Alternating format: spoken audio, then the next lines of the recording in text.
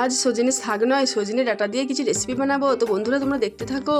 এই বৌদি ওখানে কি করছে আমাকে তো গিয়ে দেখতে হয়। দিদি তুমি এখানে এলে, এই না চলো তোমার জন্য শাক পেরে নি কিছুটা। হ্যাঁ হ্যাঁ চলো তাড়াতাড়ি চলো, রেসিপিটা বানাতে হবে। এই বাবু তুমি কি করছো? একটু এখানে খেলা করো। প্রথমে শাকগুলো ভালো করে বেছে নিচ্ছি, এই যে আলাদা করে নিয়েছি। এই না তুমি শাকগুলো নাও, আর আমি এই ডাঁটিগুলো নিই। এইগুলোকে নিয়ে আমি কিছু একটা কাজে লাগাবো। কি করবে? মজাদার রেসিপি বানাবো। এই বৌদি এটা কি বললো? ডাঁটিগুলো দিয়ে আবার রেসিপি হয় নাকি? তো বন্ধুরা, প্রাণের চেয়েও প্রিয় এই বৃদ্ধ মা বাবাকে ভালোবেসে থাকলে অবশ্যই ভিডিওটিতে লাইক করে দাও। গিয়ে দেখি তো কি করে রেসিপি করছে। এই যে দেখো, এই ডাঁটিগুলো এইভাবে ভেঙে নিতে হবে, ভালো করে ভেঙে এই যে এখানে ভরে দিলাম। তারপর এগুলো থেতো করে নিতে হবে, একটু রস বের করে নিতে হবে, আর তেঁতুলের টক দিয়ে নিতে হবে। টমেটোর পেস্টটা বানিয়ে নিয়েছি আর এর মধ্যে দিয়ে দিলাম, এই যে দেখো।